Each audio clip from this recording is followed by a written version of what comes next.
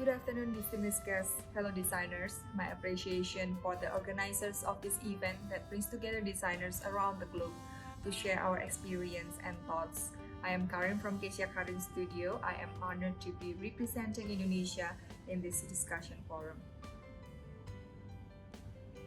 How has the pandemic affected our economy? I don't think I need to reiterate the common issues from labor to supply chain disruptions or even clients defaulting due to challenges in their own financial situation. But there is indeed a positive light that we see from the Indonesian perspective that I would like to share and hopefully encourage you to also think it as an exercise in restructuring. There are four main points I would like to share on being resilient and thriving if we can possibly rethink in these times from the Indonesian context. But I have to share that all of these points are the positive effect of our demographic. As you know, Indonesia is the most populous country in ASEAN. We make up 65% of the ASEAN population and are experiencing double-digit growth in our digital economy. This is fueled by a stable pyramid type of population demographic, meaning we have the advantage of young population on our back to drive the economy. This young population is a fast-growing middle class who are more mindful about the kind of lifestyle they want thanks to the internet. Firstly, companies that manufactured in Indonesia for export have recently relooked at selling to the Indonesian market. This is quite a bit of irony. Indonesian companies that produce world-class products have not sold domestically but exported their products for years have now looked to sell in Indonesia. This is a positive change for the market as it will improve the standards of design and production all around. Secondly, local clients are getting to know local designers better. Whether it's a big corporation or a crazy rich Indonesian client, with the restriction on travel, these potential clients are looking for Indonesian interior designers and art designers. Make no mistake about this, Indonesia has a wealth of talent that is largely untapped. We have a big pool of artists and designers who can compete well on the international level. But of course, a lack of exposure, preference for internationally acclaimed designers, and the desire for prestige have held local clients from engaging local designers who are good, if not better. Third, there is a greater awareness on local products. From a designer standpoint, where we have worked locally as well as have projects overseas, I can say objectively that the Indonesian design and products has been adopted consciously or perhaps subconsciously by people around the world. Clients are starting to pay attention more to what the local scene can offer, and we have seen it through an increase in revenue spent on local artwork. Last but not least, the acceleration of digitization is perhaps a key benefit that has helped our companies in a lot of ways. In interaction with clients, they are more willing to meet online, and in our work with suppliers and vendors, they are learning how to read project management scopes and deadline online.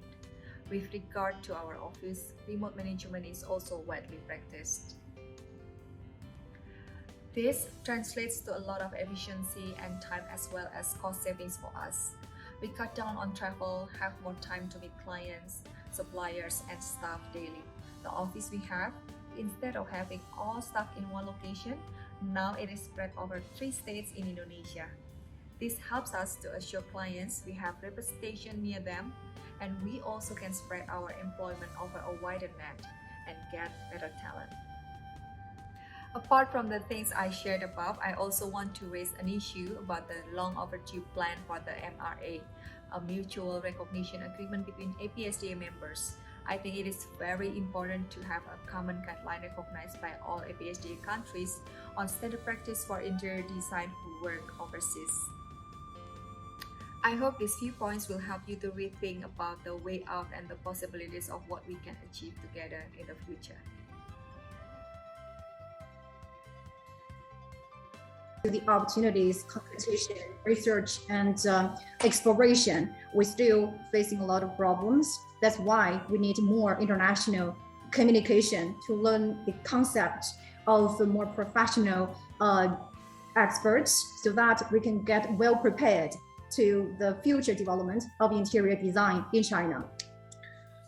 经过我们应该说是40年的一个发展，我们已经也初步形成了我们室内设计这个专业的它的一些标准的雏形，而且呢，我们中国现在呢也出了一些非常优秀的设计师，也晋级在国际的室内设计的舞台，展现了我们的设计理念，还有我们的设计观念，还有我们对设计的研究探索的方向。我觉得这个就是我们中国设计师在这方面的一个积极的表现性。Over the past 40 years of development, we already have a drafted version of the interior design standard in China. And now we have a lot of excellent and outstanding designers are showcasing themselves in the international interior design stage. And they are there to display the concept, value, research, and exploration we have found out in the past several decades. 还有，因为经历了我们现在全球疫情的影响，我们中国设计师也开始在这个疫情的阶段放慢了我们急速发展的脚步，开始去思考，也开始去研究，也开始去探索。也就是因为这样子的一个局面，所以说今天我们亚太空间设计师协会举办一个这样的一个主题创意经济韧性实践的这样的一个主题圆桌会议，我觉得是非常有必要的。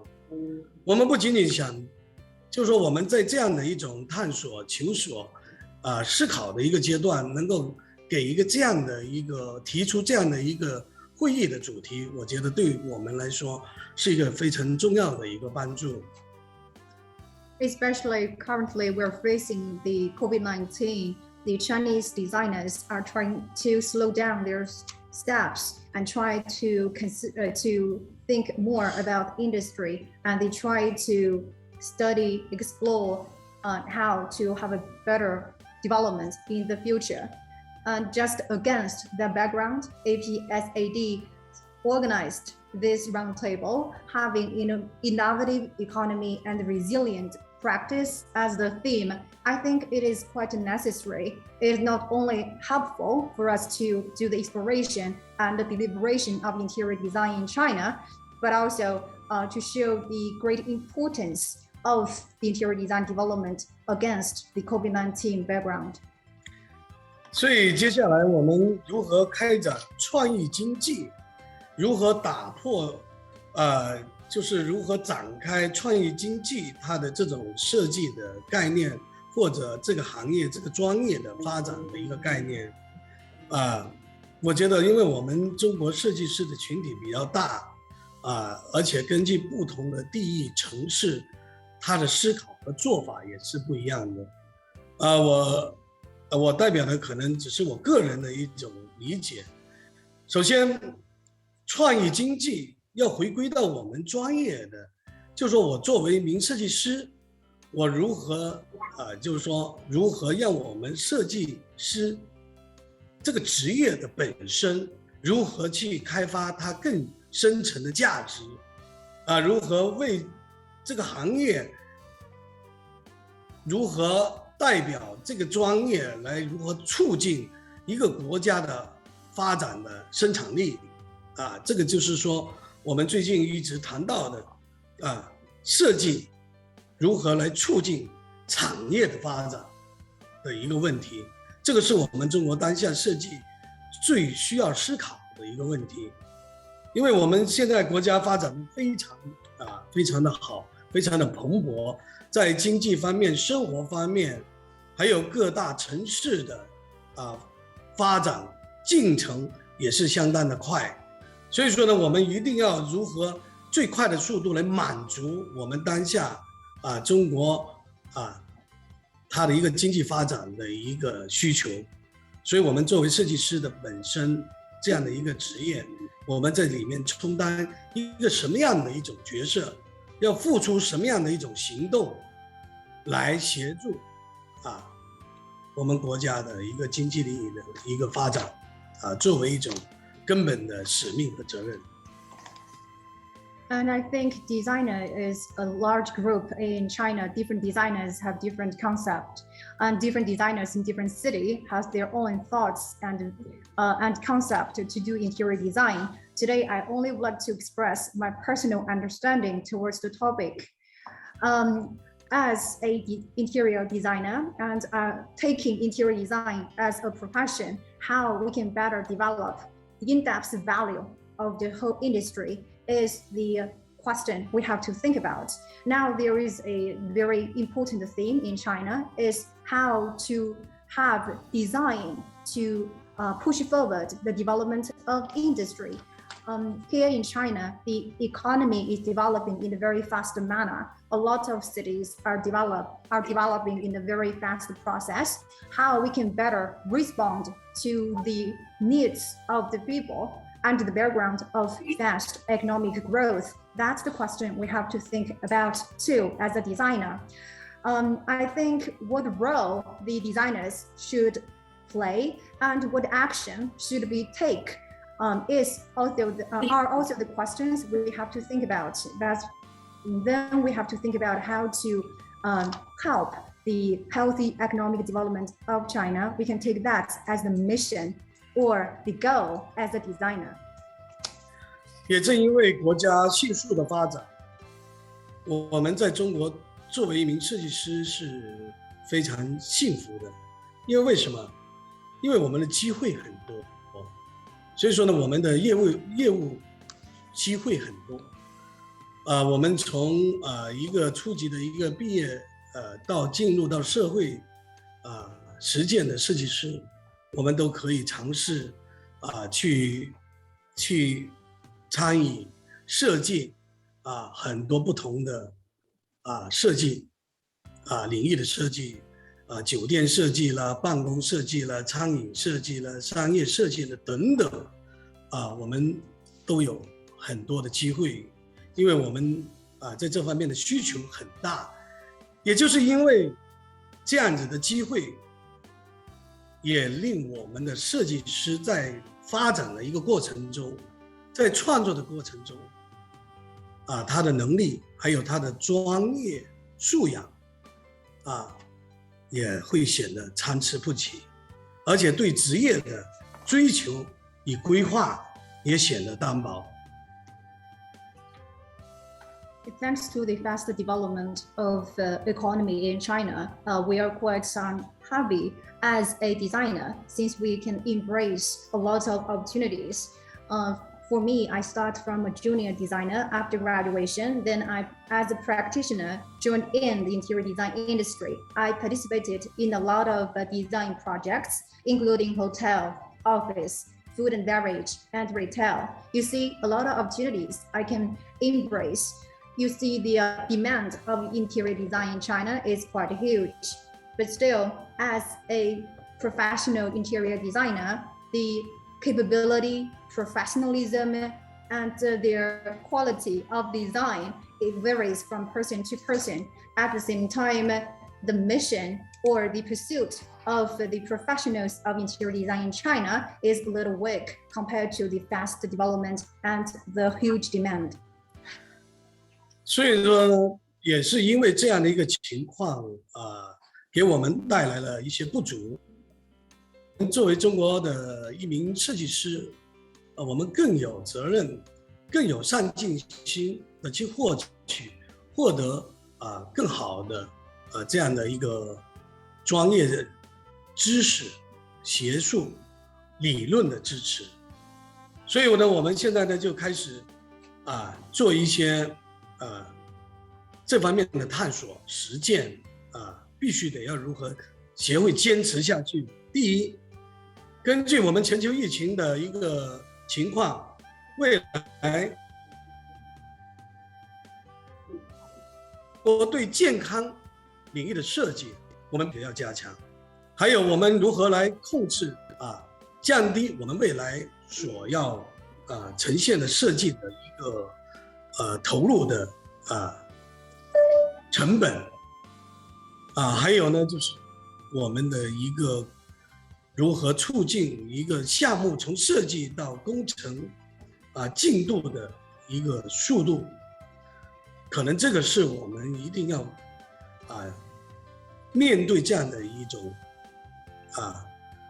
局面，如何坚持去实践探索的一个要求。所以说有了这样的一种局面，那我们的教育指导设计师的这样的一种再次职业培训就显得格外重要了。 Since we found out the weakness we had as a designer, I felt I have the responsibility to pursue better professionalism, know-how, and theory to better support the development of interior design and being ambitious. I'm trying to explore and try to put my theory into practice. And against the background of COVID-19 globally, I think we have the following 3 points should pay attention to. First one is health design. Second is reduce the total cost of design. Third is how to speed up the pace from design to construction to meet the uncertainties of the future city. At the same time, we have to stick to what we want to pursue and try to explore more opportunities at the same time.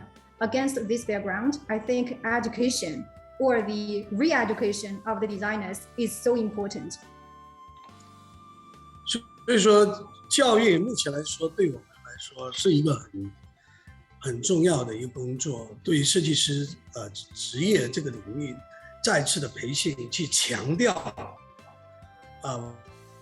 我们设计师对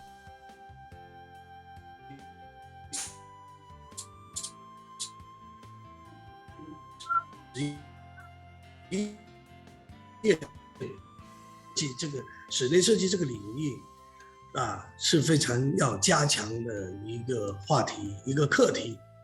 所以说呢，我们如何去做如何去坚持，还有我们怎么样去坚持，还有我们坚持的目的是什么，我们为什么要坚持，这个我觉得这个就是我们给予我们当代中国室内设计师的一个重要的一个思考点，而不是说我们是一名设计师，我们只是在从事着我们根本的职业工作，而我们是应该让我们的设计师要知道我们的工作对社会、对一个城市以及对于一个国家它的发展贡献是必须的要有这方面的意识的，这样子呢，我们才能够发挥我们这个职业更大的这样的一种社会价值。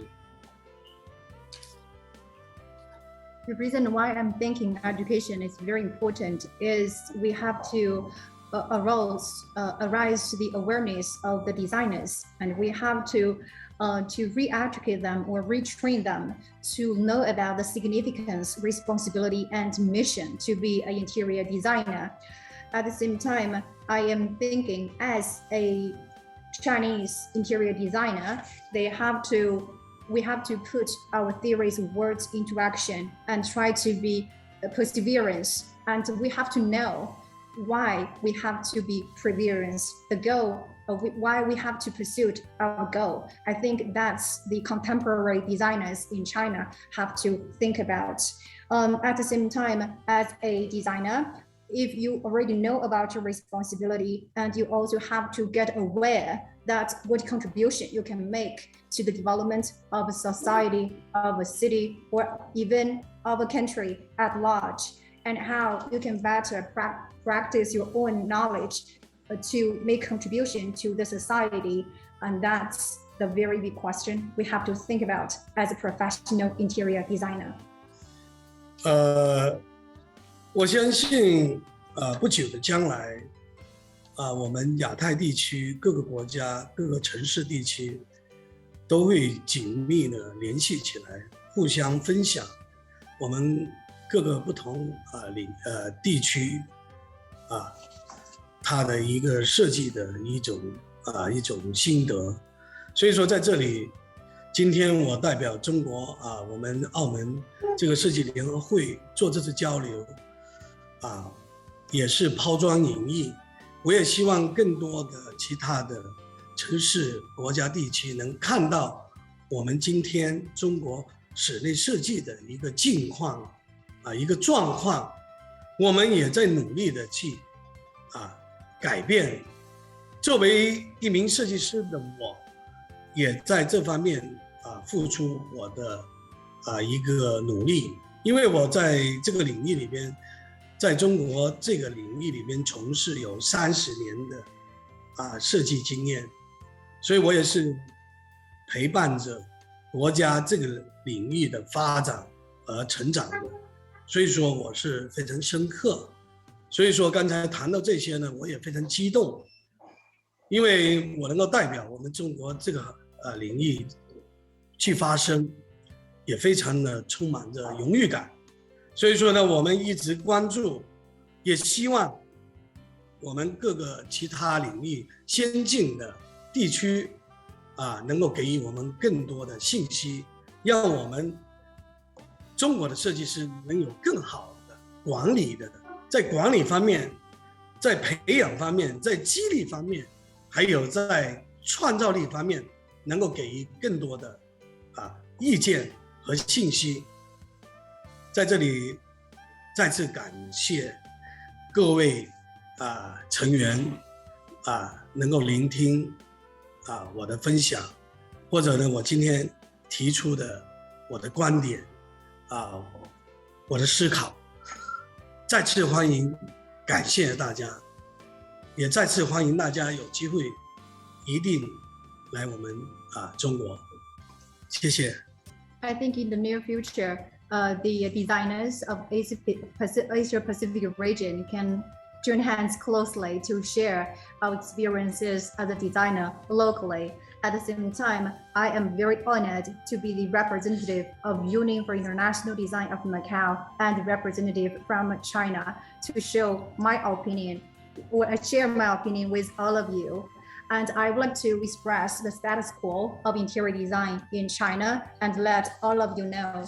And I also would like to express the changes and efforts we have put into the development of this industry. As an interior designer, I myself also spared a lot of efforts to push forward the development of the interior design industry in China.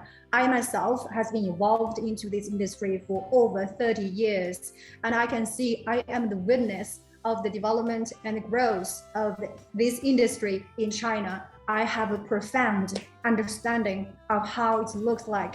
I am so excited today to be invited to attend today's roundtable and have my voice heard by all of the representatives today. I feel so honored.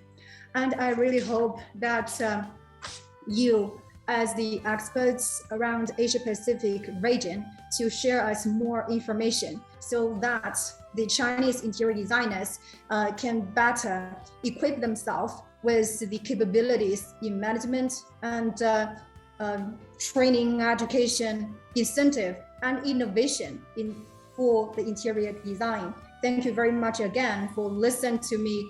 Thank you very much for having my voice heard. Today, I only shared my personal views and thoughts with all of you. Thank you very much again. And I also would like to invite you again, if you have the opportunity, please, you must come to China and have a look of the interior design industry, what it looks like in China by yourself. 谢谢，希望我能成为你们的朋友，谢谢。Thank you so much again. I hope that I can be your friends. Thank you. Thank you. Okay, so thank you, Mr. Danfu, for sharing with us the current scenario of interior design practice in China. And it's also good to share that there is a large group of designers existing in China, though with diverse creative practices, but all together looking at the practice on how to contribute to the growth of China economy. All right, so at this point, we have another Sharon, and He is the co-founder and chief executive designer of award-winning interior-design firm Blue Water. Headquartered in Kuala Lumpur since 2010, he graduated from the State University of New York with an associate degree in applied science in interior design. And currently the president of the Malaysian Institute of Interior Designers. Please welcome Mr.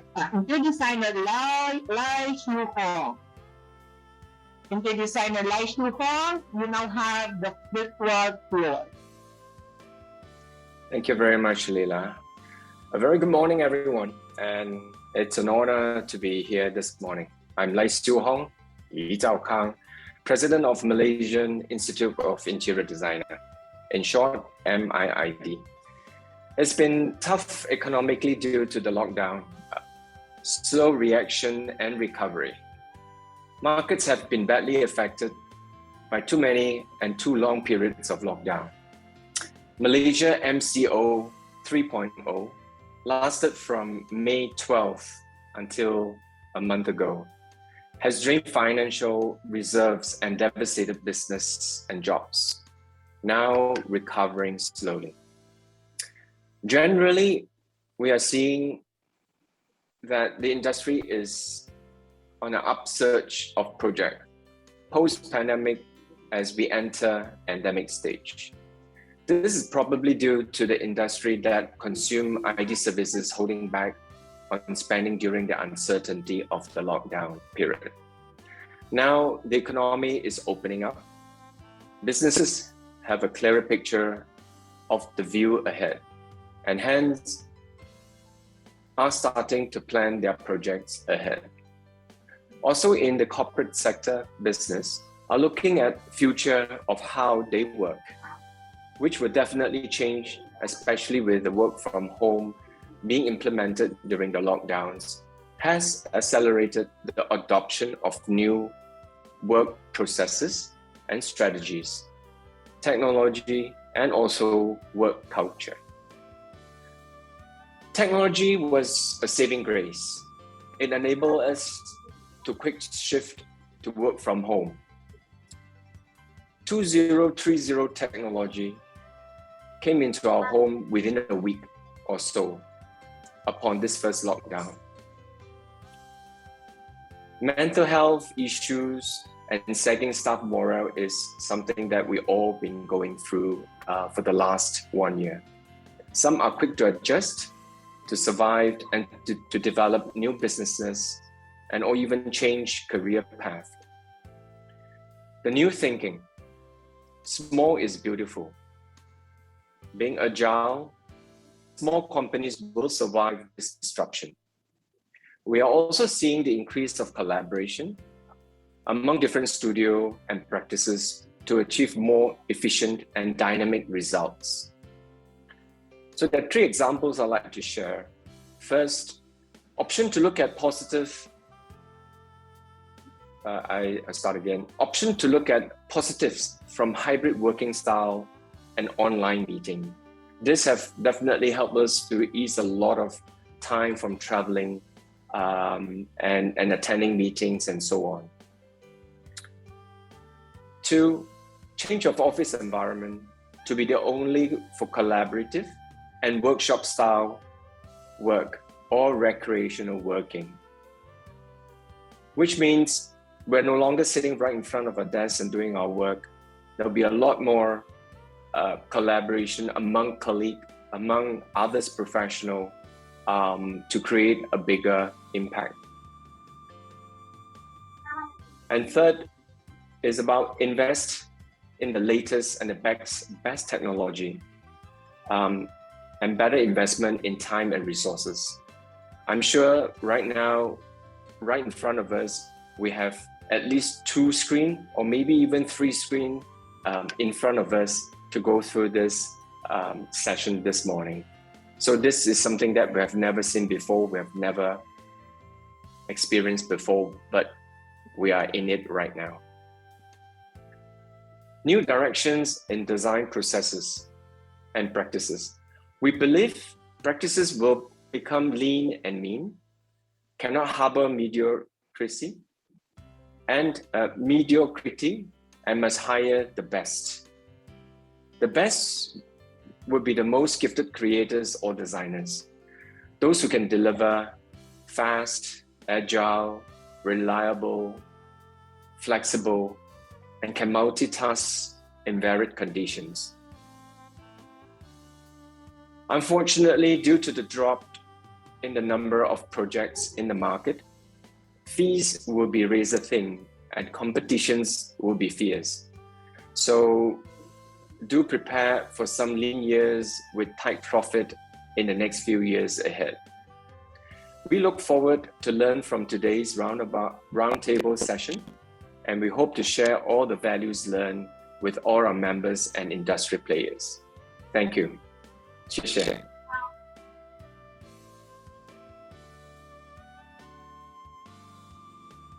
Madam Leah. So I hope my voice. Yeah. Yeah, I think my internet is pretty unstable. But are you hearing me? Is everyone yes. can hear me?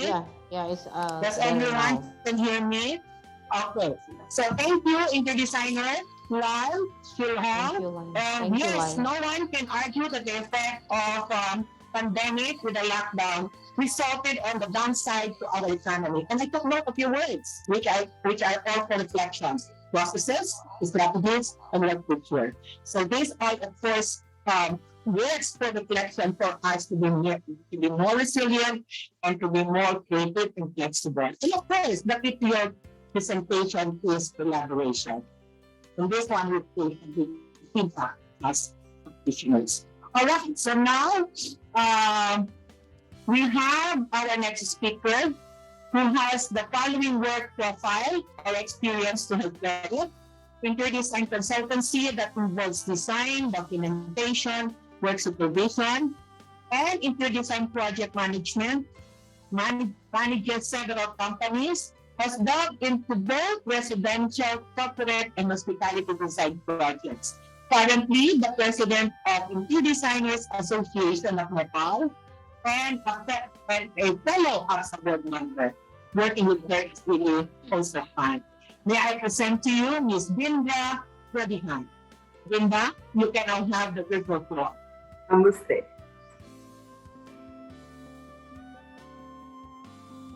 Namaste. Good morning, greetings to APASTA board and all the participants of APASTA Professor Development Roundtable 2021. I am Bindra K. Pradhan, representing the Interior Designer Association of Nepal, IDEA Nepal. I am delighted to have the platform to discuss the topic, the interior design, creative economy and resilience practice. My gratitude to APASTA Professor Development Committee and Ms. Gui for the invitation and this opportunity. The global markets in all sectors are dynamic. The change in business practice has many challenges. Such challenges are increasing day by day. We have also been facing unexpected and adverse situations time and again.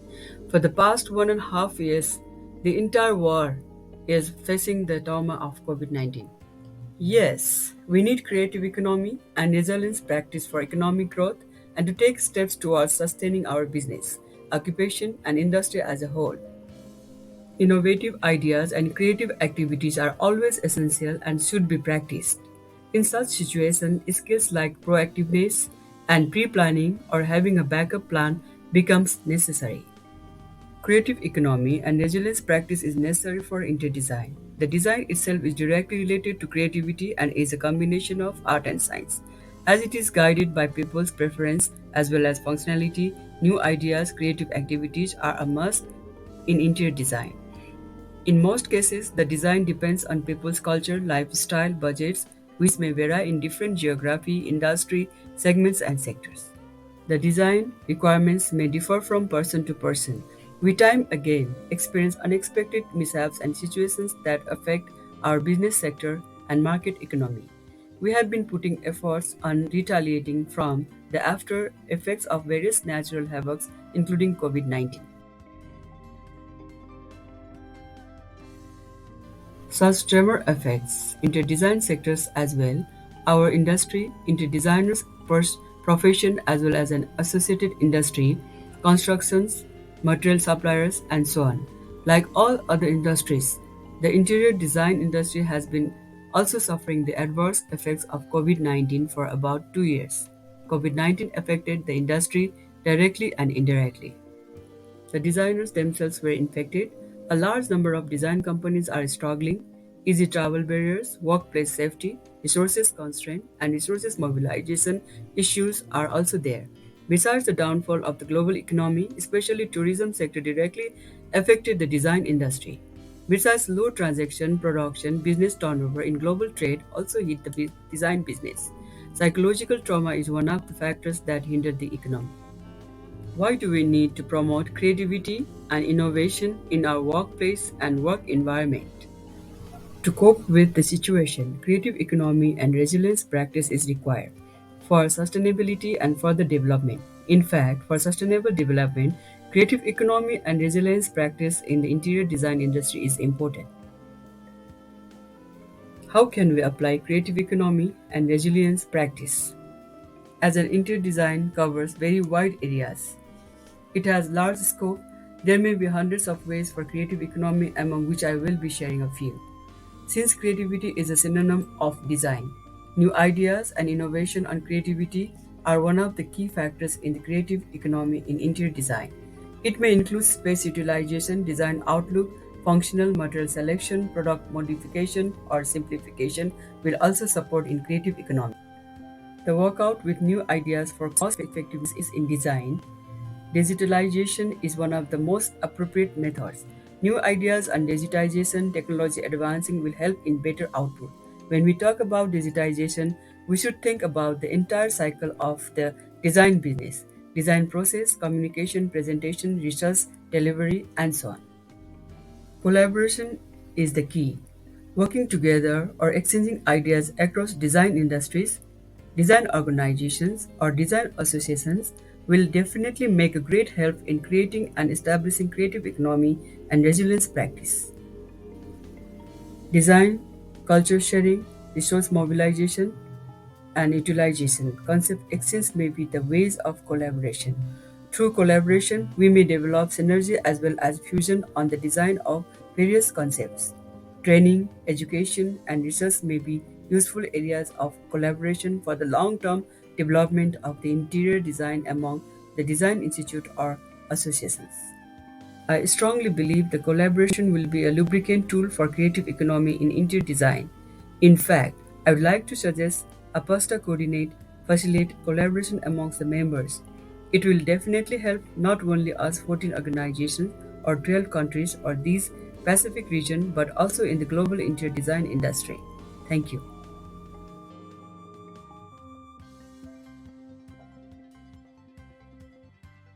What you have presented, yes, every one of us, of course, feel the effect of pandemic, and from what you have presented, the pandemic generated doubts, negativity, and temptation, and of course, it forces us to face all the challenges that we face and increasing day by day. And the key to your presentation are the sustainability and development, collaborative and the synergy, innovation, technology is very imperative. Thank you, Bindra, for your presentation. All right, so moving on, we have from the Philippine Institute of Interior Designer, is a licensed architect and interior designer who is also very involved in teaching, sharing his technical expertise to those aspiring to become interior designer. He runs his own firm with the name Concepts and Design, an architectural interior design consulting and construction firm. Ladies and gentlemen, may I present to you my colleague from the Philippines. Take now the virtual floor, Architect Larry Angelo Carangan. Thank you very much, ma'am. Lilia, it's my colleague from more than 30 years ago. I don't know if that should age us, but thank you very much for the invite. And good morning, everyone. Good morning for I'd like also to thank everyone for the opportunity and the privilege to be able to share with you our viewpoints from back here in the Philippines. Okay, we were asked to talk about the topic, and here are some of my insights about the topic that we are to discuss today in today's roundtable.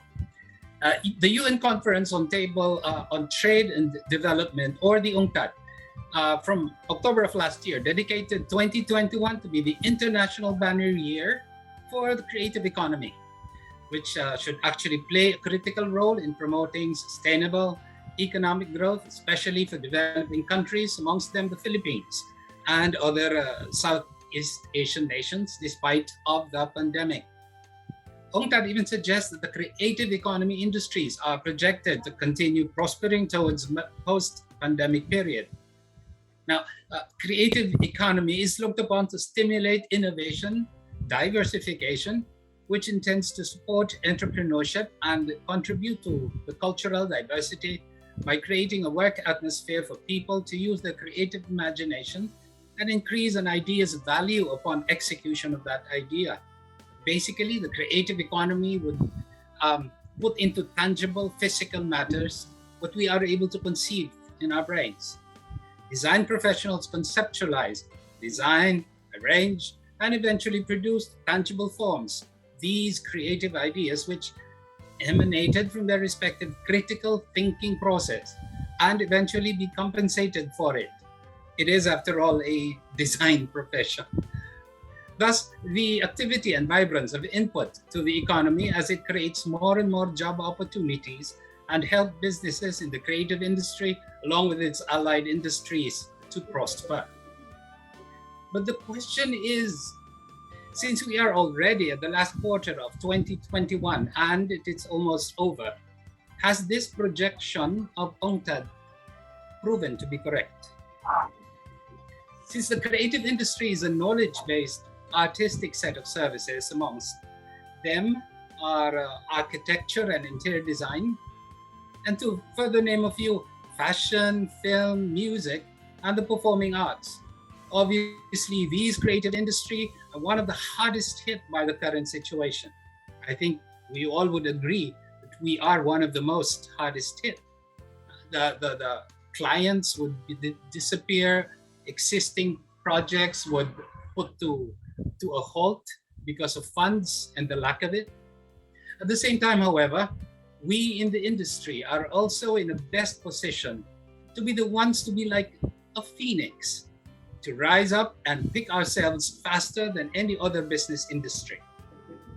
We have seen how the computer world, the internet, and digitalization have been moreover a part of our daily lives now in this new forum. For example, now, instead of us being together in a country chosen for this conference, we are communicating through the internet. And as mentioned a while back by one of our colleagues, we may have 2 or 3 right now. I have 2 monitors turned on. Again, that is technology, the need for it. That we need to adjust to it as professionals, as design professionals, and embrace it if we are to be able to be competitive enough to rise above ourselves and the current situation, especially in the industry that we are in. Now, let me share with you some of my thoughts on how we are going to be able to do this.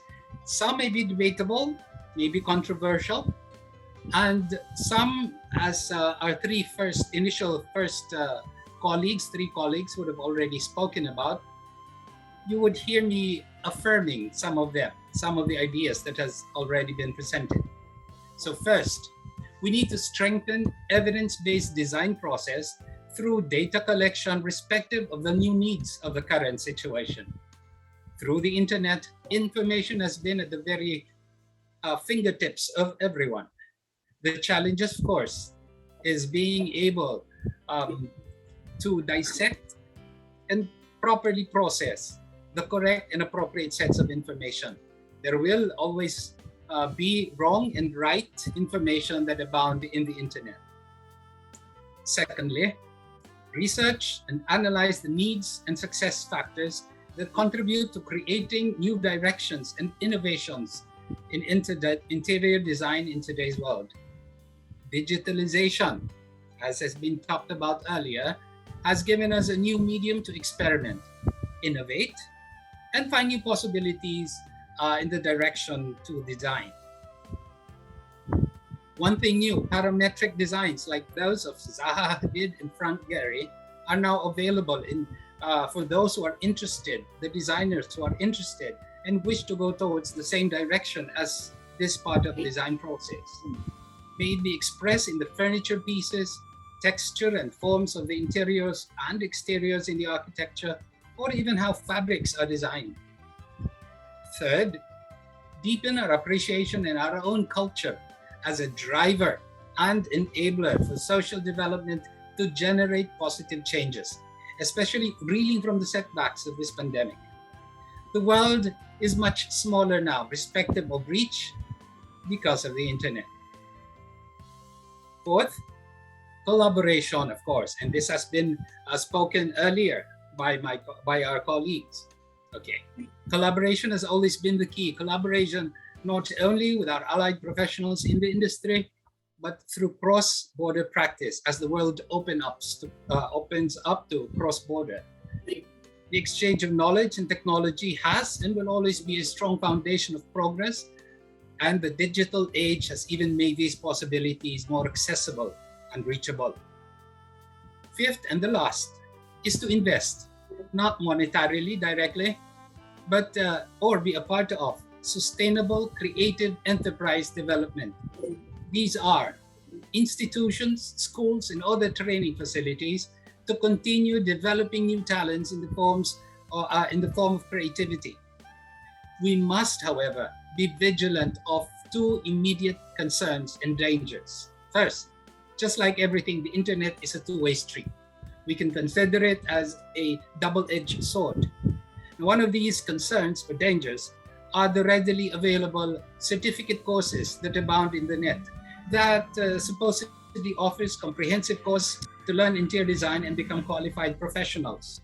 Of course, we understand the grueling hardships that we need to go through to study and complete a good interior design education.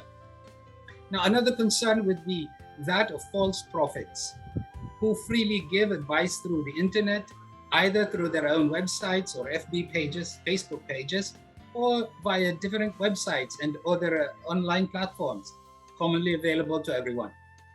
They tend to generalize design solutions, disregarding the uniqueness of each project, respective of the user's own unique needs and requirements. I'm both practicing. Hi, afternoon, Lydia. Thanks, everyone. I'm very humbled to be invited in this roundtable discussion, and happy to see everyone today again. Because of the pandemic situation, we could not travel, and somehow I do not have any preparation for this speech, but it's basically what I feel about how this pandemic has actually affected the way we approach, especially me who approach design in a way. So I felt that in a very strange way, I felt that the pandemic is something that we did not expect at all. Yet it has been a very saddening process for me, because a lot of projects for me in interior design or architecture approach, to me it's about being very sensitive to the work, meeting the client, and being very poetic about it. Because of this pandemic that we uses, Zoom, we use internet, we talk to the computer. I could not travel overseas. Somehow I felt that the touches of being very personal has been lost in a way, about doing design where it's about you bring your heart towards putting your heart towards being part of the project becomes lost in a way through technology in a way. It's almost a very saddening process for me.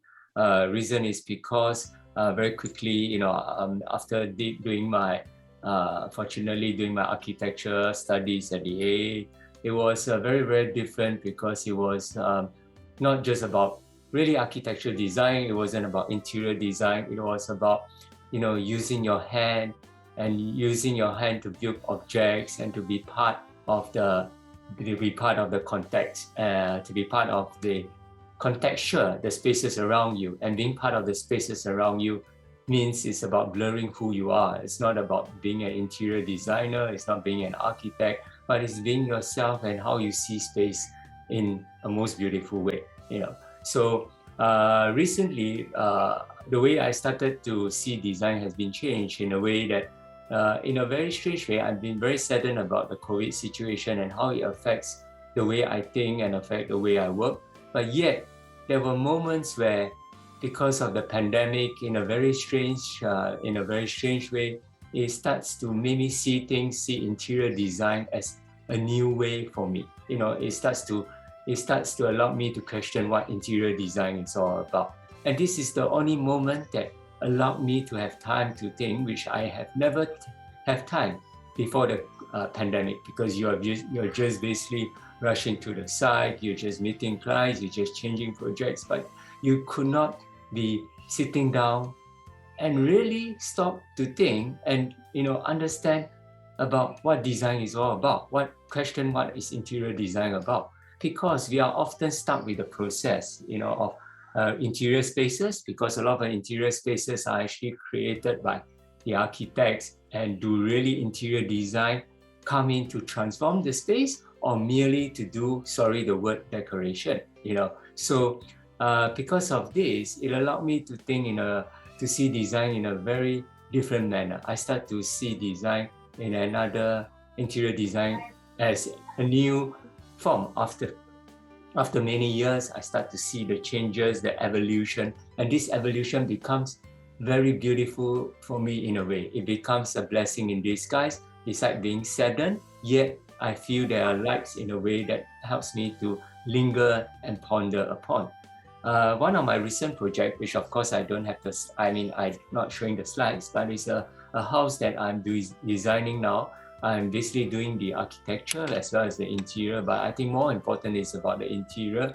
It was an architect, of course, it was a 50,000 square feet house in Singapore, being a very big piece of land. And, it's a very nice location in Singapore. And it's very nice because beside the houses, around the houses that I'm designing, in front of me, we have the work of Singaporeans, Singapore architects. Like we have Chan Soo Yen in front, SCDA in the front, HY, they are architects. And beside the house that I'm doing is actually done by Neri and Hu. And it's probably one of Neri and Hu's, Lyndon Neri's first house in Singapore, and of course there are works of, so Lyndon, it was a very beautiful house because it was a house where I know the owner of the house. The owner did ask me to design at first, and of course I know the owner, and unfortunately she passed away, but the house was constructed with a memorial inside the center of the house. So a memorial space for the family to think of the mother who has passed away, unfortunately, and it becomes very, very beautiful. A house was made, an architecture of a house was made because of memories of the mother, where the courtyard is actually a memory space. And it actually redefines what an architecture of a house is. It redefines what interior space of a house is. And the house that I'm designing beside is very strange. It's about understanding really the owner of the house. Because of the pandemic, the owner does not go to his houses. He's a Singaporean, but he does not go to his house in LA, which is in Beverly Hills, but he stay in Singapore, and he start to feel the spaces of what interior space means to him. So when I start to do design, it was interesting where I start to understand his collection of artwork. That he has Baskar artwork, he has Bansi artwork, and very, very few Singaporeans have actually the work of Bansi, and for someone who understand what Baskar and Bansi are, someone who understand what really a design is all about, and he's not even a designer, he's not even an architect, he's not even anything, but he understands the thing. And when I designed this house, it was very beautiful because the house was not designed because of my interior design, but I started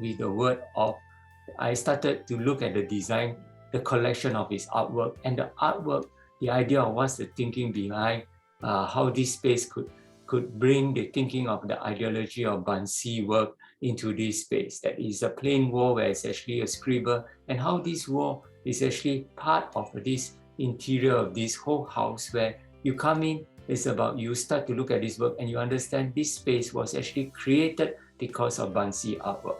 So it was very, very beautiful. The design was because it was the artwork that creates the space, not an empty space where you put artwork.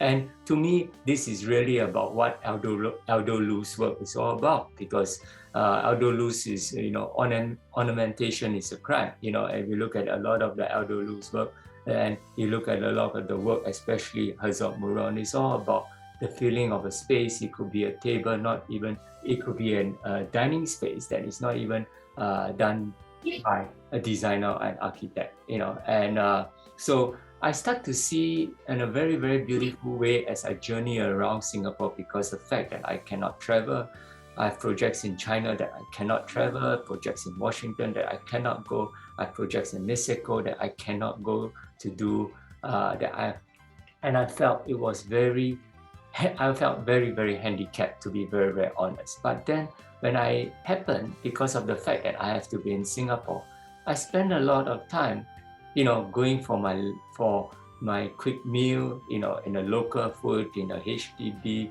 which is a housing development block underneath, in public spaces. And when I walk along the street, this was something that I felt was very, very beautiful, because I felt that the way people live is that they start to, the fact that they do not travel, they stay in Singapore, and they see that these spaces are part of an interior spaces. And yesterday when I was buying my lunch to take home, back to the office to eat, I was walking in this housing development area, and I start to see the proliferation of flower shops, of plant shops. And it's very strange. The shops used to be shops that is actually, selling bags, suddenly becomes a shop that sell flowers. And, and I start to say, wow, this is beautiful, because to me, this is about biodiversity in a very, very small manner. And this biodiversity is very beautiful, because this is the time where people start to go to buy plants, because when they go home, they want to talk to the plant, and this becomes their own private habitat.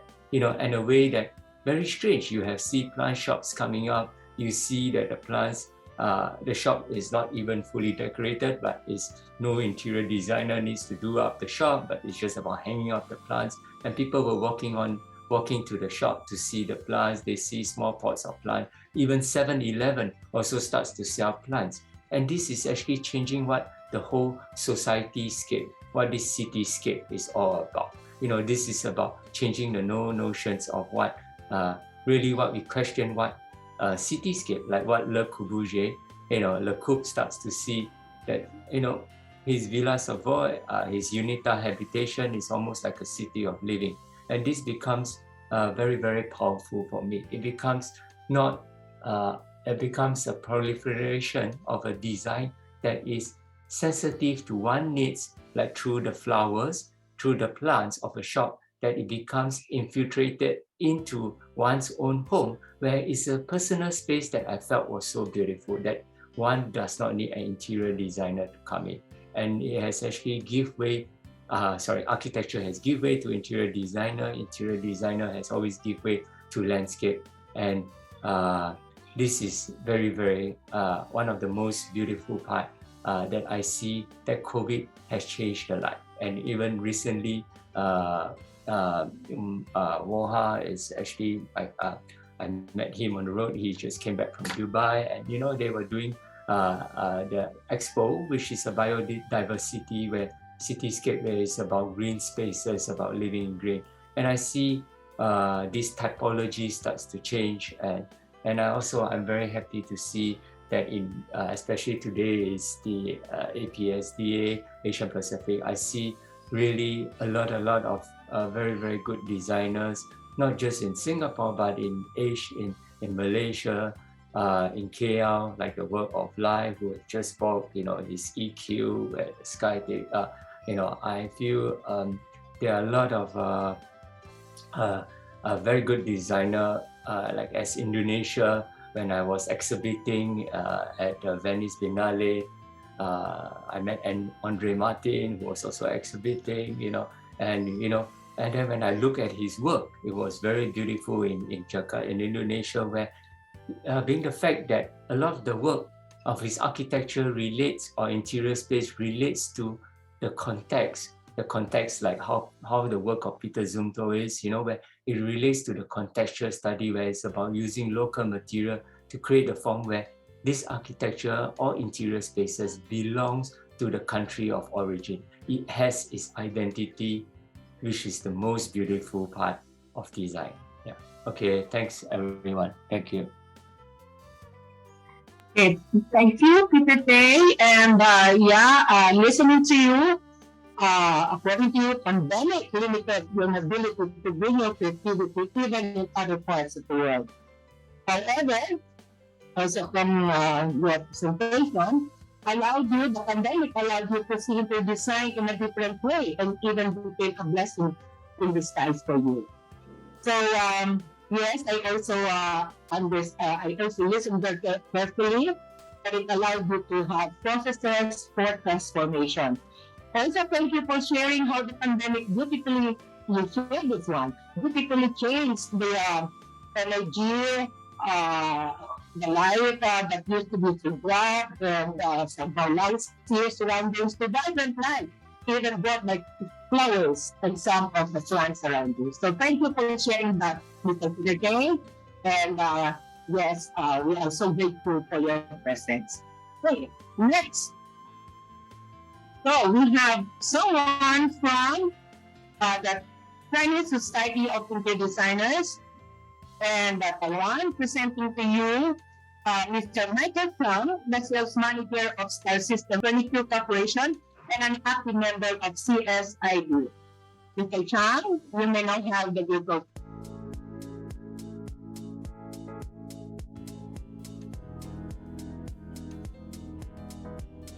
Hello, my name is Michael Zhang. I'm the sales manager of Style System Furniture. My company has been many European and American famous furniture brands. They are distributed in Taiwan for over 20 years. We majorly work with the local architects and the interior designers for the space project. In many cases are attractive. From the beginning 2020, all of the world, we faced the COVID-19 crisis. Our many furniture purchase projects has been delayed or been cancelled. It means the pandemic has heavily impacted our company's sales figures. It's about 30% decline than 2019. At the beginning, it really be a big shock to us. Even we ever met the SARS crisis in 2003. Then the COVID-19 storm force compared with the SARS seems just like a whisper. Faced to the dramatic situation, we decided to not only keep all our aged brands and products, but we also invest more money to invest the new good brands and the furniture products.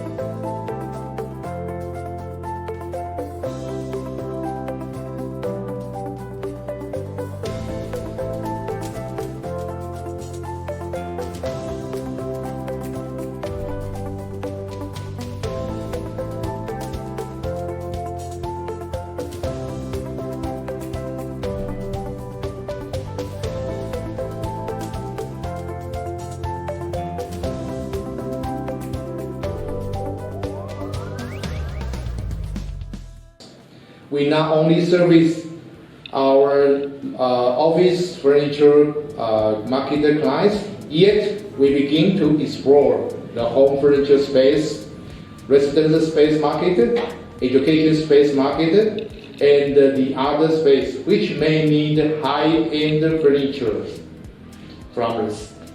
In the hard time, you not think about how to save your money, but on the contrary, you spend more than usual money. Is really a big financial risk for my company. But at the end of 2020, it means over about 10 months later, we found the ambitious strategies proved very successful. And let me show you some pictures for you. Then you can see all the pictures, some of the projects we made for the 2020.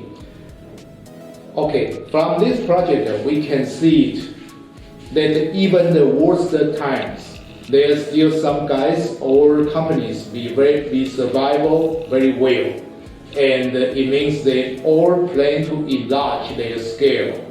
It means buy more high-end furniture from us. So, what my idea how to face the pandemic? I think keep optimistic about the future. Second, identify your target market and keep learning and searching for your potential client will be most important. That's one idea. And finally, I want to thank you for your seeing this video, and I wish it all keep you all well. Thank you. Thank you, Mr. Chang. Okay. And yes, I understand that, pandemic was an unforeseen threat and onslaught that affected the sales and production of your company. But it is also good to hear that you have proactively addressed this and acted on best solution. And the company invested on good brands and products. Okay, thank you for that sharing. So now we have the last of our sharer and presenter. Okay, our speaker is a holder of bachelor degree in architecture, majoring in interior architecture from Chulalongkorn University. He has a diploma in interior design from Parsons School of Design, New York, as a certificate advanced architecture studio from Columbia University, New York, also a certificate in hotel planning and design from Cornell University, New York, currently running an interior design firm called Backline Plane with projects mainly doing hospitality, restaurants, and retail design. Friends, please welcome Mr. Mesan Nopakun to present us the last talk. Thank you. Yeah, you can now have the floor. Okay, thank you. Sawasdee nakap. Thank you very much for the introduction, and it's good to be last. And just to wrap up everybody's ideas and shared knowledge. So it was very interesting to listen to everybody, and it's a great honor to be here as part of this roundtable, and also to represent Thailand Interior Design Association, which is called under the name TIDA. And so I'll just start and want to, discuss on the topic that we've been discussing. I've heard many brilliant ideas, and I think, we can actually connect to those ideas. So the topic that we're discussing, the creative economy and resilience of practice, I believe is quite interesting, and it's definitely something that we'll keep on discussing throughout many years to come. So first of all, I think we're quite blessed to live through this era of new changes, and to transform this world in the way that has never been done before. Starting from the age of internet, the iPhone that has came in, the world of Google, the mobility of traveling, the ways we communicate, and all the 100 different applications that we are working on right now, and even the new e-commerce world. And now, as we know it, it's COVID-19, right? So of all the things that had happened, it just changed the world faster than ever. I believe in any era, this is like the fastest pace of change. So what we're calling this world right now is the new normal, which we're using the term new normal. And I think that's the biggest paradigm shift that has happened in several lifetimes, if you may say. So it will test the mankind's ability to adapt, to spring back, and be stronger than ever. So before I get into this, the practice issue of resilience, I want to bring you to understand the creative economy industry here in Thailand. So I just share some knowledge that I've been searching. And what we have here in Thailand is we call it the Creative Economy Agency, which comes underneath the shorter name of CEA. It's an organization run under the government, and it was founded since 2005.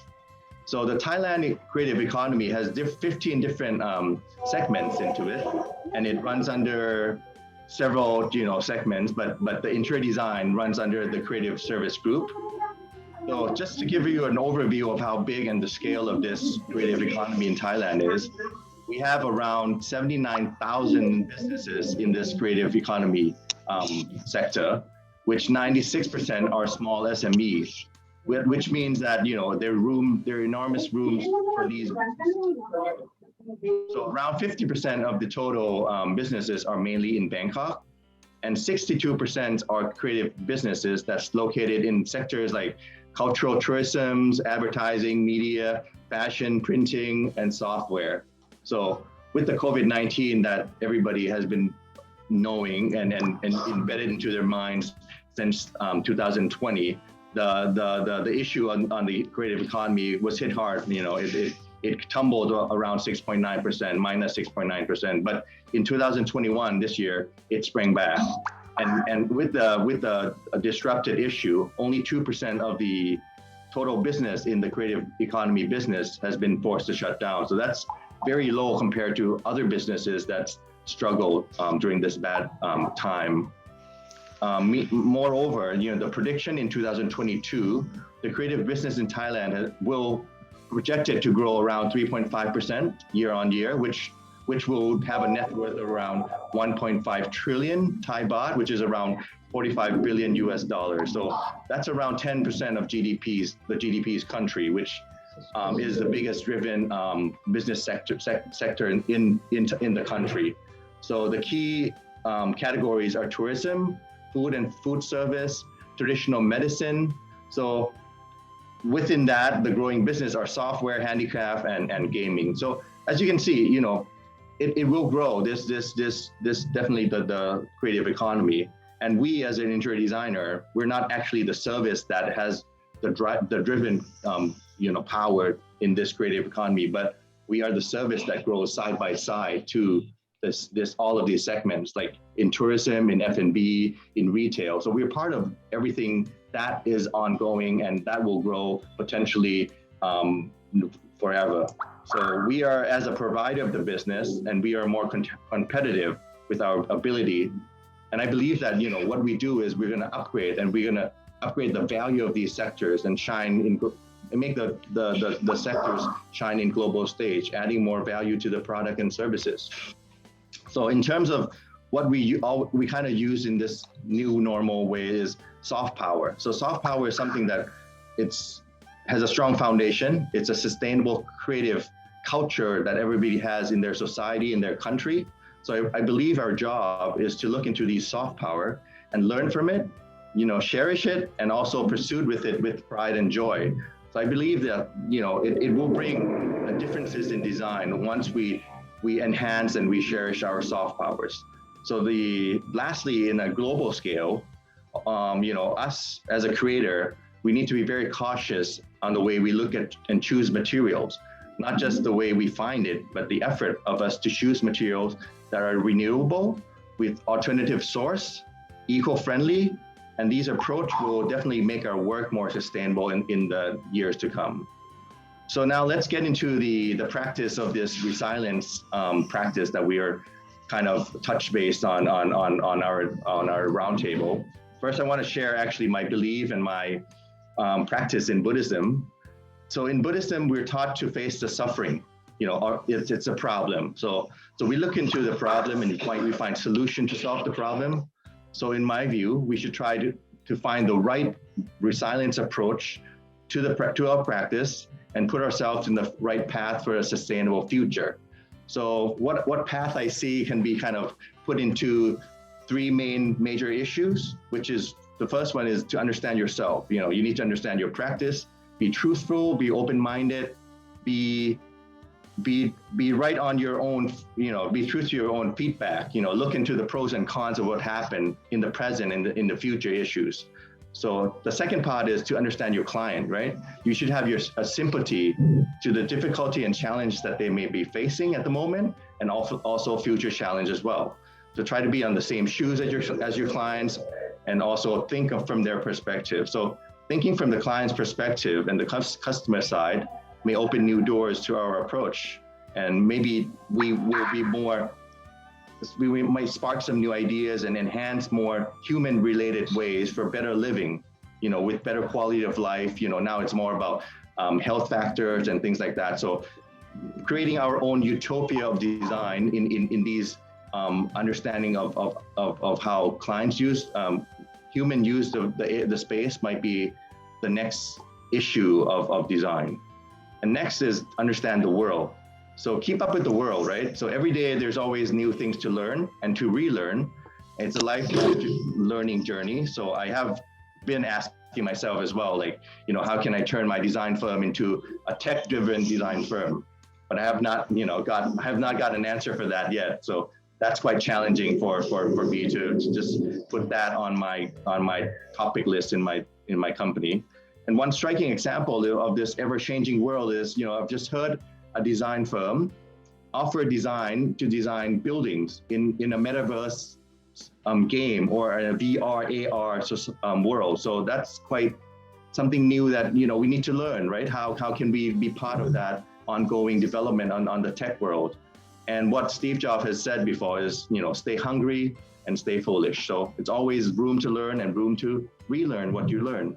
So with such a competitive practice environment that we are all in, I believe it's not just delivering a beautiful project to a client anymore. It's the journey that we go with the client, and we be part of the development and deliver a successful projects together with the client. So how we can create uniqueness to our design, overwriting all those Google image, Pinterest pictures, how can we drive for new ideas and put souls into our projects? So during this hard time, I believe we cherish our present projects and our future projects more and more.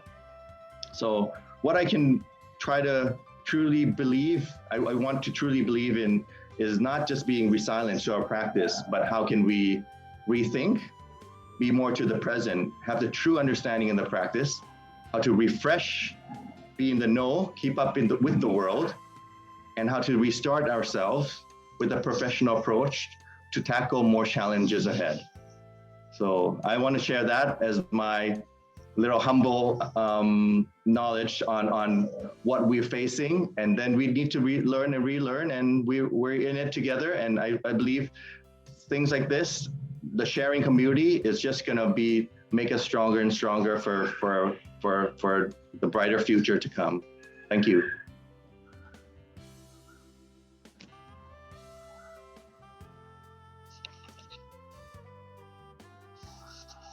Madam Leah, you are mute. Sorry for this. Okay, so as the saying goes, save the best for the last. And we definitely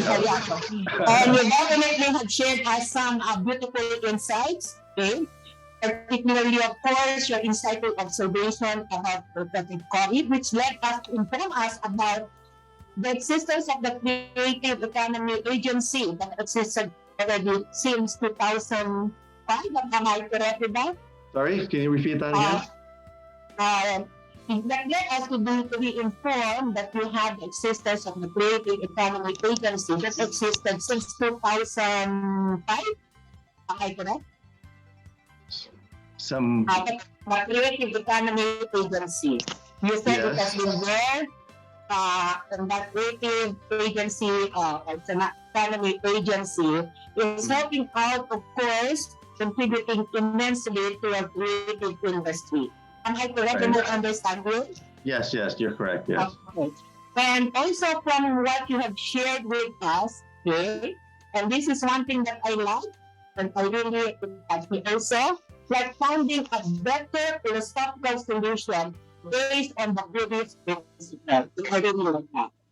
Thank you. And that philosophical solution always makes us for our balanced existence, okay, Yes, accept yes. the reality of pandemic, and Right. then not only the concept of delivering a beautiful project, but always it is a concept of finding the right solution and journeying with your client. That's totally And true. those- Yes, I totally Yeah, believe in that. and that, Yes. and those are beautiful sharing that you have given us. And just like what they have said, we are always saving the best for the last. Thank you, Mr. Thank you. Nakapur. Thank you so much, Laila. We learned Thank so you. many things from you. All right. Thank you. So there you are, 7 representatives from different professional organizations. And sincere thanks for all your sharings, always a source of encouragement and new learnings, including some advices to positively look the current situation with positive attitude. Please stay virtually for our question and answer portion, and moderated by our team members who will equally give their thoughtful reaction as well. So now may I give the virtual floor to our team members, Patricia and Madame Monteclair. Please take the virtual floor now for the Q&A. Thank you very much, Madam Lilia. Welcome. Thank you.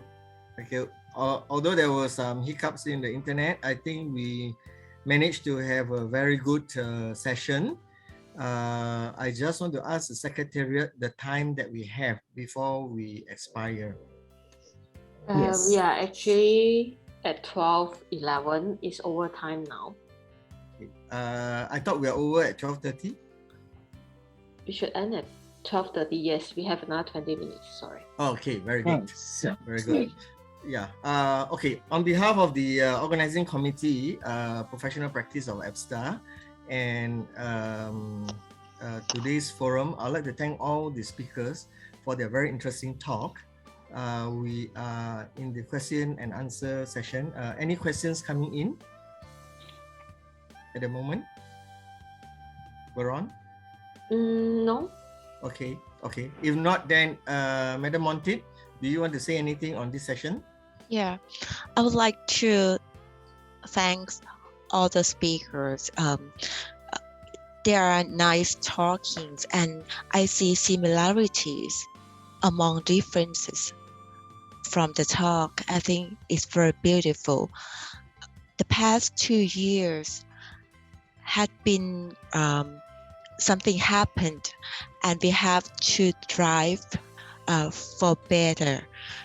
So for this, I think maybe it's good that we can share our similarities and differences during Q&A, especially what we learned and what we expected. That's right. Okay, Madam. Thanks, Montip. To add on to that, what Montip has said, all the similarities, maybe I'll just like to run through what I've observed throughout this morning's forum. For Kaiser Karin in Indonesia, the pandemic has actually forced their country to look into their own capabilities of their own designers. Yeah, and from that, they had managed to expand their services. For Mr. Dan Fu from UIDM, thank you very much. It was a brilliant talk, enlightening us on what was going on in Macau and China, and the solutions we have, health design, speeding up the pace of design to construction, reducing design costs, in order to face the new norm that we are all experiencing. From Mr. Lai of MID, the way the practices have changed from big size to small sizes, and the competitiveness of the market. From Madam Bindara from Nepal, she evaluated the effects of the pandemic trauma and how design, the power of design could lead the way out of this situation. For Mr. Larry from PIIB, quoting the UN's view of using design and from there to data collection using today's technology to solve the issues that we face. From Mr. Peter Tay from Singapore, going into the micro observance of spaces. Due to this pandemic, we begin to appreciate what we have around us more. From CSID, I could not remember the speaker's name from CSID. Mr. Wei Chang. Wei Fang? Michael Chang. Michael. Okay, Michael. All right. He was from the industry, and he had personal experience of the resurgence of order demands for his furniture and work. So that's a very good sign. From Mr. Messar of TIDA, another brilliant talk. Also believing that design will again power the recovery, right? And that is from Thailand. My question actually goes to Peter, if there are no questions coming in. Peter Tay of Singapore. Before the pandemic, do you not move around your area to observe or to experience the food, or because of the clampdown, you are now beginning to appreciate more of what you can eat around you, and from there, I also agree with you that a lot of shops have shut down and a lot have, reopened, right? So Peter, maybe what's the situation down there in Singapore? Okay. So I think a lot of the shops are closed, but I mean, this is very interesting because you could see really the real inner feeling of the owners of the shops, the tenants of the shops, how they feel by the pandemic and how they feel the kind of stress that they have. You could see from their expression and the way they actually react to the customer, the way of changing their character in a way. So I think this has been a transformation that nobody can change, but because of the pandemic, it indirectly changed, where it's very difficult to change the character of a person. So basically walking on the street was basically really relating, it strikes back my memory when, as I mentioned, when I was studying in London, I would go from my school at Bedford Square, and then I go to Chinatown at Shaftesbury, and that was if you ask me what is the best thing that I learned in London, I say it's not my architecture school, but it's just walking on this street for the 5 minutes, because when I walk on this street, it was cold, but when I walk on this street, I will walk past. I could remember I will walk purposely, I will walk through Covent Garden, and I see St. Martin's School, people were sewing in St. Martin's School. I see that energy vibe in the school. I see the people who is working, and then below you have the shops that sell the Yohji, Yamamoto, the Issey Miyake. And then as I walk further down, I see a small shops that sell toys, and the toys becomes like a mini museum that I look from outside the window, so that the shop becomes a stage. So everything, it almost like walking on that 5-minute street, is almost like it changed the notion of what a stage is, the theater, the spectators, and who we are, as though we are the actors of a movie. And it becomes a very, very beautiful scene that I only can recently experience in Singapore. Okay, thank you, Peter. That was a good observation. I think you're right. The notion and the perception of a lot of shopkeepers and have all changed because of this. They got to adapt to the situation. Yeah. Okay. Thank you very much. Any questions coming in or any comments from the panel? President? No. President Lear? No, thank you. Everything is good. No question at all. Especially from China and Mesa. Thank you. Your speech make all of us have more inspiration. Thank you very much. Thank you. I just have one note that I just wanted to put in on this table is I think this pandemic issue just in a way it brings us apart because we can't live closely together. Everybody's all isolated. But in another way, I think in every segment, not just us as an interior designer, I think in every segment, it comes together more in some form of communication. So I think we couldn't physically communicate as usual, So we try to find different ways to connect. And I believe this community of sharing and community of connection and as everybody says, everybody needs to learn something new every day, and everything's moving fast. I think that's the beauty of this, and I think this is what we're getting off of the crisis, and it's just going to be with the human being, human mankind, wherever for a long time. So I believe that's something that we're blessed with the tragic issue. Yes. Like it's positive. Yeah, it's positive. It's and then fantastic. it's more creative. Yes. Whether you like it or not, we are actually more creative in this pandemic. Yes. Right, and also I like what Peter said. It brings us back to our local, humble local understanding. I talked about soft power. It's looking into our own tradition, because I don't want to use the word stuck, but we can't go out, right? So we're more coming back into our roots. So I think that's another good point that I picked up from what Peter said about some flower shops and things around his neighborhood. Yes, that's right. That's right. Yes, that's Thanks. right. Yeah. Thanks. Thank you, Mesa and President. We got Keza Karine. I see her there. Hi, Keza. We had we had just listened to your video, and we're just into a few questions and discussions here. Peter Tay has managed to observe more local specialties and changes. Mesa agrees with that. I also quoted that from your video, I have heard that you said your clients are now turning inwards towards more of your own nation's designers, right? Yes, would you like true. to expand on that due to this pandemic? Would you like to expand a bit on this? Okay, because travel restriction that we all actually experiencing during the pandemic, hiring, engaging maybe designers from outside Indonesia is a bit troublesome. But in the same time, they want still to do a lot of projects, like maybe the most is residentials.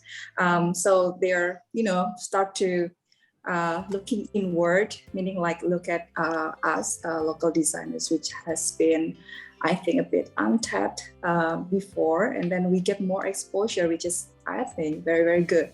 Mm-hmm. So there's something good that came up from the pandemic for you all in Yes, Indonesia, yeah? and also because of some import is also a bit troublesome during the pandemic. Everything is delayed, or maybe they said they cannot send it to us. So we are exploring local materials and local sources, which I myself found that we actually can produce a lot of exotic materials. Something that we haven't used before. So it's not that bad, actually. Okay, right. Is there any pro and con for the local products? Because I think these 2 years is a big step for local entrepreneurs. Yes, that's true. I see that Indonesia still have to work with consistency, because then, for small numbers, they can deliver in a very good condition. But if, let's say, we ordered in bulk numbers, I see that the artisans still need to, keep up with the quality standard. But I think that's an issue that we are working on it. Right. Thank you. That's good. Maybe if there are no questions, I would like to direct my next one to Bindara. Is she here? Bindra from Nepal? Yes. Yes. Okay, Bindra, thanks for sharing your experiences in Nepal. Would you like to expand a bit more on what you have briefed us? Yes. We did in this COVID session, no? Yeah, go on. We drastically increased online meeting and virtual platform in Nepal, and especially in design sector. Digitization was not much practiced, but we conducted several sessions, conference, talk programs to discuss on development on design industry and design technique, interaction with associations, many parties. So as well as other professional areas related to the interior design. I have initiated for project with joint venture in this during COVID-19. Right. Thank you. And work from home is very popular in Nepal. Which is very popular, sorry? Work from home. Oh, okay. Okay. Become popular in Nepal, but we know that it is not so easy to work, but it helps us in creative economy, you know? Okay. Okay. That's good. So that means your internet capacity has to be improved drastically for that, yeah? Yes. Okay, good. Next question, maybe for the MID president, Mr. Lai, are you there? Lai? Ah, yes. Okay. Hi, Chris. I'm here. Thank you very much, Lai. Lai, perhaps you'd like to share a bit more on what you have elaborated more on the Malaysian experience, especially for interior designers here in the wake of this pandemic, which is now scaled down to endemic, is it? Down in KL and Malaysia, right? How is overall the industry coping with it? Well, we're seeing the market is opening up, and there's a lot more projects coming back, or rather revived. So speaking to a few of our colleagues and associates, they're all very excited that things are moving. They're getting back the norm, which is the new norm, right? So overall, we are short of people at the moment in our industry. Not only the designers, but also short of product supply, and also short of contractors to even do the jobs. So I guess it's a good sign for next year. Right. Yeah. Looking forward. Lai, because you Yes. talk about working from home and short of resource right now, and I experienced that these 2 years are the struggle years for our just graduated kids, because for getting to professional world, they need someone to nurture, to take care of them. But because you work from home and people seem to be apart from each other, so how we can heal this for nurture young designer or the student who just graduated to be able to get into the industry? Good questions, Monteb. So for MID, this one of our initiatives this year is how do we engage with the young designers. So, and that again will connect to what you just talked about, the new graduates, right? So we have created a program called I Am Reka. It's a program where we engage with all the young designers and provide them a platform to connect with the future generations. And so far we have done 3 episodes, and it's with very good response. We're able to reach out a lot of much younger designer where we are unable to reach out to them after they graduate. So now there's some a movement and some followers following the young designers, and that's our future, and this is how we want to nurture them and creating the succession plan for our industry. That's very nice. Yeah, in fact, we just finished one yesterday. It starts at 8 o'clock and it finished at 9, a webinar. And then they continue into Clubhouse, which is another platform that they all can jump in and to talk to the speakers and have a chit chat. That's quite amazing. So again, as what we shared earlier, how do we leverage on technology and how technology can help us to connect? I think that's key. Due to the pandemic, we are unable to reach out to a lot of people, but using new technologies, new apps and new platform to to connect with the design community. Right. Do join us. We'll send you the link in the future. Right. Thank you. Yeah, thank you, Lai and Montip. Mr. Lai, MID is a great expounder and supporter of EBSDA. I can say that. So I think I'd like to thank him here. I also like to say that we should be using the EBSDA platform to share all our experiences. One of the reasons why we have this forum is that there had been none coming from our region. Asia Pacific region, as we are in, shares a lot of commonalities in terms of culture, food, religion, and the type of people. So we should be a powerhouse, in terms of design strength. If we do use EBSDA, share the link, all the links on EBSDA, and we can actually know each other better, and from here, to conquer the world, so to speak. I would like to quickly ask Mr. Dan Fu Lau of UIDM to add a bit more onto what he has said. Very interesting news of progress of the design industry in China and in Macau. What additional things do you like to add onto that, especially from your experiences for the whole region, not only China or Macau, the Asia Pacific region, Mr. Dan Fu?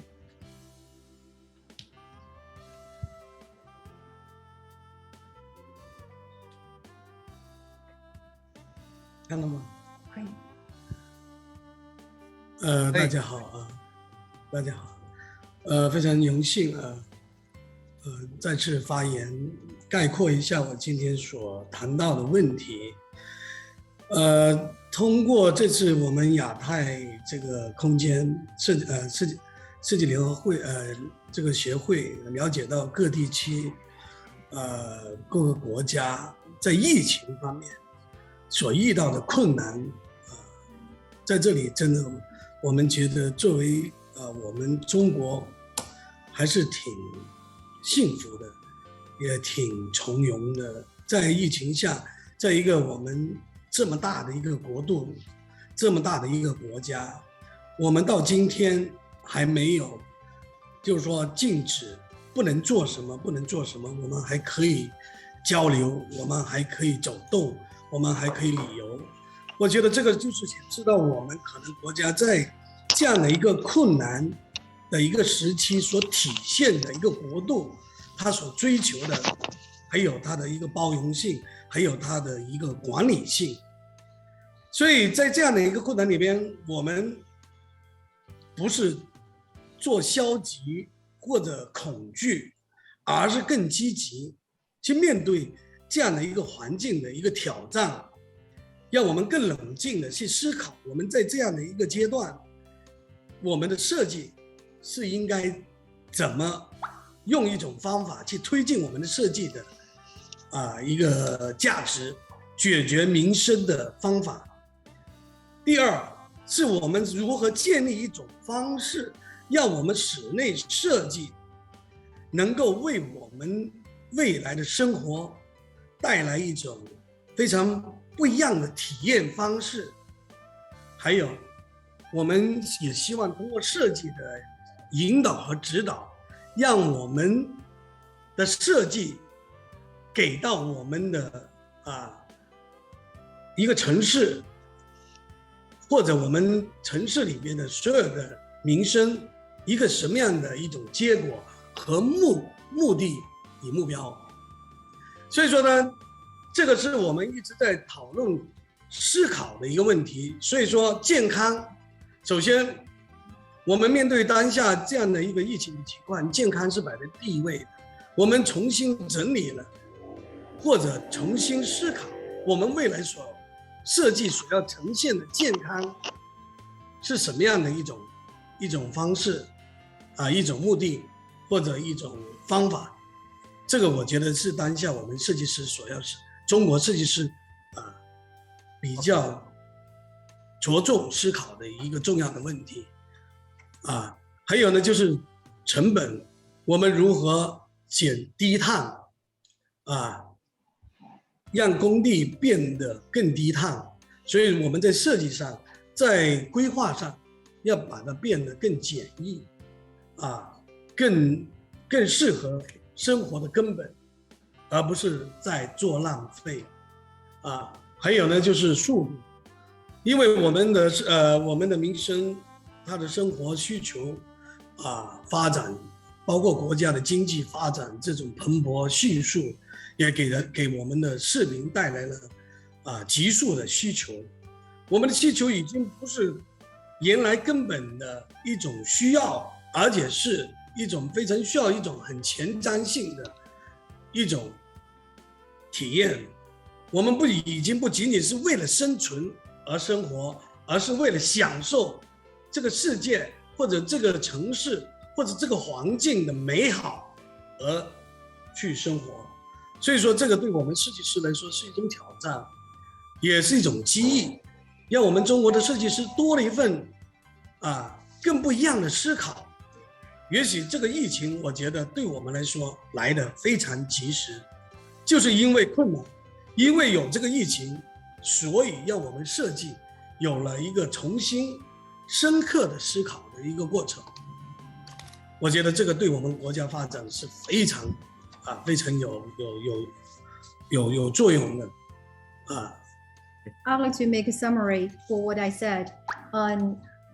First, I'd like to thank APSDA again for organizing such a wonderful roundtable, and I learned and I learned a lot about the experiences, challenges, and difficulties of regions and countries around Asia Pacific region under the pandemic. I think as a interior designer in China, we are quite happy and free since under the pandemic situation, we do not have a lot of restrictions on communication, walking around, and even travel. But still, that can show the inclusiveness of China as a country to pursue a better life and how we can better manage ourselves during the pandemic or the difficult period of time. I think right now, what we need to do is to face the COVID-19 the very positive way instead of being negative or feel a little bit horrible. I think we have to calm down and to think about how to how to make a better value of interior design, how to improve the quality and well-being of the people or the user who are using our interior design schemes. For ourselves, we have to think about how to experience the experience of the users, how to improve the life quality of the users. As a designer, we have to be a leader or a guide to guide them experience more from the city level or the personal level. We have to be result driven to do our own design. So when I think the discussion is very important and we have to think the questions I've mentioned. Just now, I also mentioned about healthy design. Under the COVID-19 situation, health or healthy design is so important. We have to rethink what does health mean and how we can better represent or can present our design through healthy design and how we can show it to the Chinese users. Second one is the cost and the low carbon issue. As a local designer, we have to find an easy and simple, convenient way to convey our design during the interior design stage and the planning stage so that we can get rid of us from wasting any material or resources. Third is about the speed of hand over the project. I'm thinking right now the need of the Chinese people is changing very fast, along with the fast economic development. I would like to say the demand is becoming bigger compared to the years in the past. And our design should be very forward-looking and experience-oriented instead of only focus on the needs. I think the life survival for the fittest has passed. Right now, the people are more emphasizing on enjoy or how to find better experiences through their daily life. And that's the challenge as an interior designer. And that is also the encouragement for us. I'm thinking COVID-19 is such an opportunity too, because during such a difficult time, we have got the time to sit down and rethink the in-depth meaning and the significance of an interior designer. Thank you very much. 好的，我再补充一下，利用一点点的时间，我再补充一下，就是说，我们现阶段，包括澳门，包括香港，我们现在都是一个非常紧密的一种学习、相互发展的一个状态。还有呢，现在我觉得我们目前中国的设计师可能更多的考虑设计它的一个职能问题，还有它的一个对于未来一个城市、一个国家、一个社会发展它的一个角色的一个认知问题。所以我们的使命感可能会相对来说会更重一些。为什么？因为我们一个国家太大了，民族太多了，我们要解决的问题也是很复杂。所以说呢，我们现在中国整个版图就是说它的密集与稀少，就是说不均，是吧？有过多密集的城市，但是有过多人烟稀少的一个资源。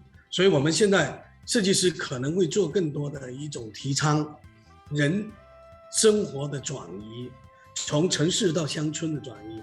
所以未来我觉得已经不是一个城市的问题，而且是城市到乡如何开拓新的一种体验的问题。所以我们未来的设计可能会更多的存在着一种乡土的设计的一种的导入方向。好，谢谢，我补充的就这么多，非常感谢Sorry, the host, I would like to add more information. Sorry to drag you down for several minutes.